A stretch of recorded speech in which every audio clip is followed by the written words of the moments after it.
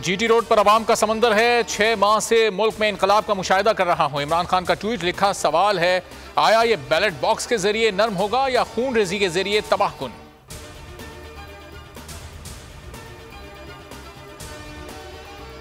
Long मार्च के चौथे दिन का आगाज कामुनकी से किया जाएगा। काफिला आज गुजरावाला पहुंचेगा। तीसरे दिन लाखों अफराद कप्तान के काफिले में शरीक हुए। जगह जगह भरपूर इस्तकबाल किया गया। फूल निछावर हुए। अवाम ने दीवारों और छतों पर चढ़कर लॉन्ग मार्च देखा। कराची से काफिला दोपहर 1 बजे रवाना हुआ।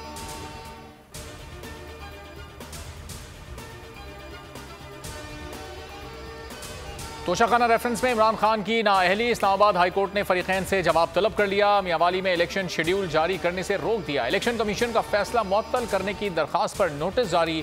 लाहौर हाईकोर्ट के इलेक्शन कमीशन समेत दीगर फरीकैन को 12 नवंबर के लिए नोटिस जारी।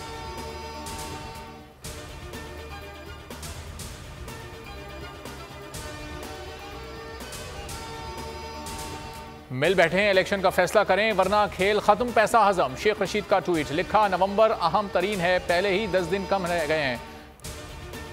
दस्तूर एवेन्यू पर कंटेनर लगाने वाले हालात की संगीनी से नावाकिफ हैं। हुकूमत की उल्टी गिनती शुरू हो गई है, अब जुल्म नहीं किया जा सकता। बाबर अवान कहते हैं 7 हल्कों में इंतखाबात में अवाम ने इमरान खान का साथ दिया, चोरों को मुस्तरद कर दिया। इदारों को चाहिए वो अवाम के साथ खड़े हो जाएं।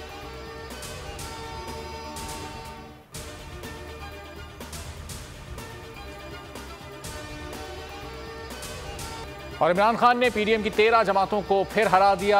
NA-45 कुरम में ज़िमनी इंतखाब, गैर हतमी नताइज में कप्तान ने मार्का मार लिया। 20,748 वोट हासिल किए। JUI के जमील खान 12,708 वोट ले सके। तहरीक इंसाफ का जश्न। बोल न्यूज़ ने सबसे पहले और सबसे मुस्तनद नताइज की रिवायत बरकरार रखी।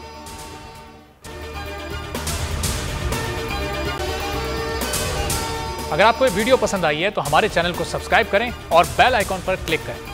PTI का हकीकी आज़ादी मार्च सिर्फ बोल दिखा रहा है। 24 घंटे हकीकी आज़ादी मार्च, सबसे ज्यादा रील्स और सबसे ज्यादा रेटिंग्स के साथ बोल रहा नंबर 1। सब्सक्राइब करें और बेल दबाएं ताकि कोई खबर रह न जाए।